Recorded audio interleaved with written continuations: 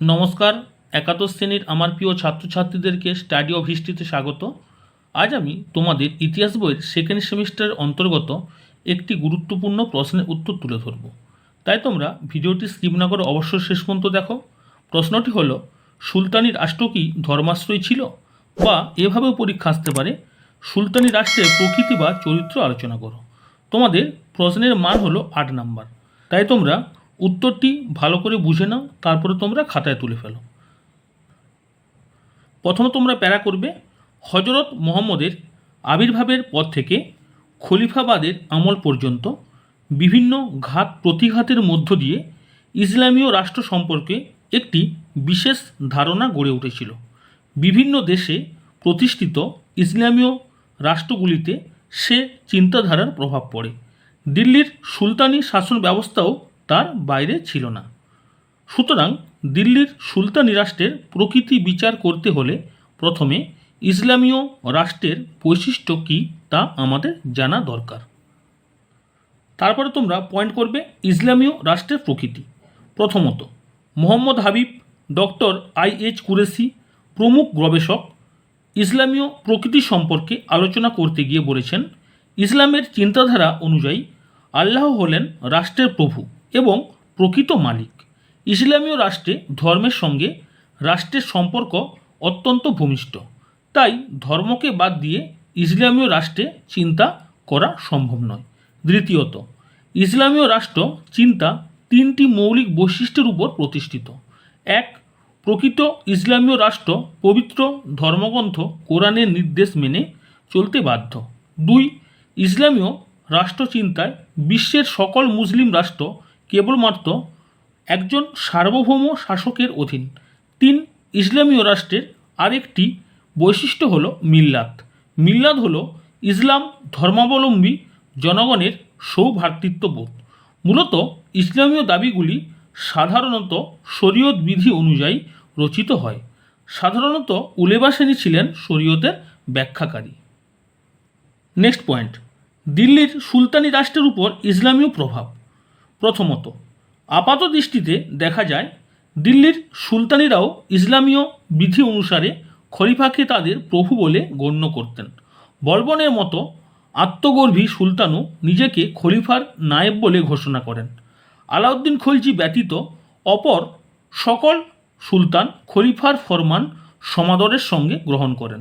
তারা এই ফরমান পেয়ে নিজেদের সৌভাগ্যবান মনে করতেন। দ্বিতীয়ত, দিল্লির সুলতানগণ তাদের আইনবিধি রচনার সময় উলেমাদের পরামর্শ নিতেন। শরীয়ত সম্মত বিধান রচনার জন্য তারা সর্বদা যত্ন নিতেন। ডক্টর ঈশ্বরী প্রসাদের মতে সুলতানদের সীমাহীন ক্ষমতা অবশ্যই ছিল। প্রশাসনিক ও ধর্মীয় বিচারে সুলতান ছিলেন সর্বেসর্বা, কিন্তু তারা শরীয়তের নির্দেশ লঙ্ঘন করতে পারতেন না। শরীয়ত বা ধর্মশাস্ত্রের বিধান ছিল সুলতানি আমলে নীতি নির্ধারণের মাধ্যম। ডক্টর RP ত্রিপাঠী লিখেছেন যে সুলতানি আমলে সমস্ত প্রতিষ্ঠানের একমাত্র লক্ষ্য ছিল শরীয়তের নির্দেশ বাস্তবায়িত করা, শেষ। রমিলা থাপার লিখেছেন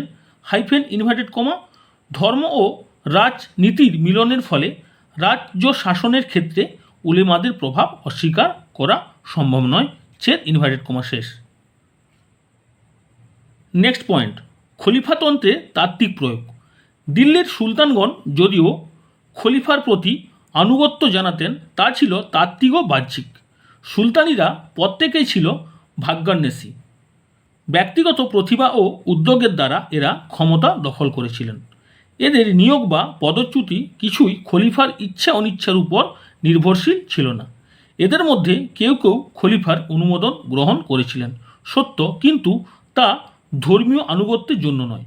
রাজনৈতিক প্রয়োজনের দাবিতে সুলতান সিংহাসনের তাদের ক্ষমতাকে দৃঢ় করার জন্য এবং সিংহাসন মুসলিম অভিজাতদের আগ্রাসন থেকে রক্ষার জন্য খলিফাকে উচ্চস্থান দিতেন, অন্য কারণে নয়, ডক্টর মোহাম্মদ হাবিব, ইখতিয়ার আলম খান, KM আশরাফ, সতীশচন্দ্র প্রমুখ ইতিহাসবিদ বিভিন্ন দৃষ্টিকোণ থেকে প্রমাণ করেছেন মধ্যযুগের সুলতানি রাষ্ট্র আদৌ ধর্মাশ্রয় ছিল না। নেক্সট পয়েন্ট, শরীয়ত বিধানের বিচ্যুতি। ডক্টর মুজিবের মতে দিল্লির সুলতানি বহু ক্ষেত্রে শরীয়তি বিধান থেকে বিচ্যুত হয়। শরীয়তি বিধানে যে সকল প্রজা ধর্মশাস্ত্রে অনুমোদিত নয়, অর্থাৎ পৌত্তলিক, তাদের কোনো অধিকার স্বীকার করা হয়নি।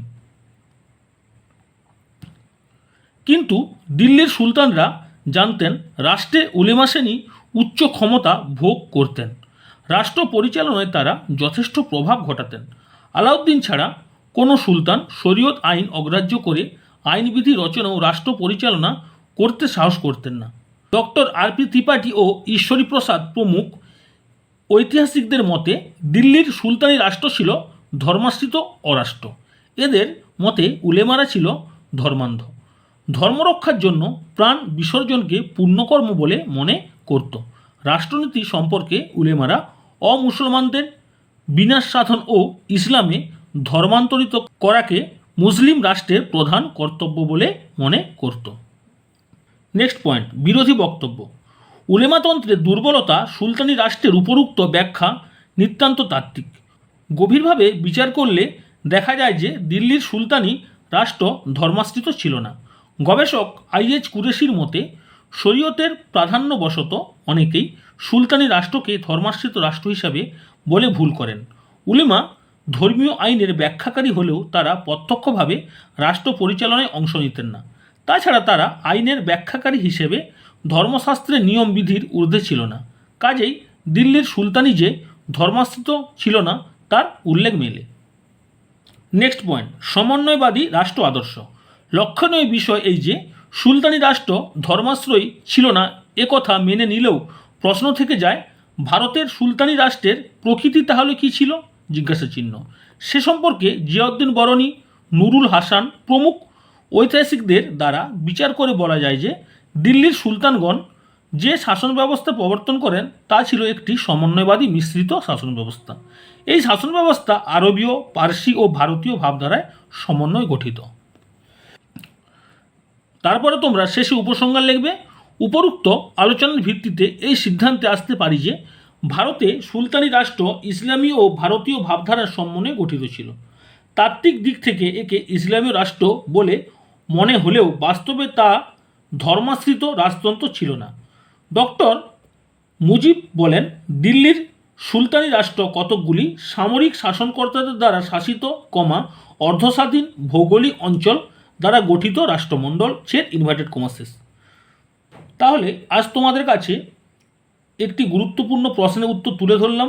তোমাদের যদি ভিডিওটি ভালো লেগে থাকে অবশ্যই চ্যানেলটি সাবস্ক্রাইব করে পাশে থাকা বেল আইকনটি অল করে নাও এবং লাইক করবে, বন্ধুদের মধ্যে শেয়ার করো, কমেন্টে জানাও ভিডিওটি বা নোটটি তোমাদের কেমন লাগলো। পরবর্তী ভিডিও তোমরা 2-1 দিনের মধ্যে আবার পাবে। আজ এখানে রাখছি, তোমরা সবাই ভালো থেকো, সবাই সুস্থ থাকো।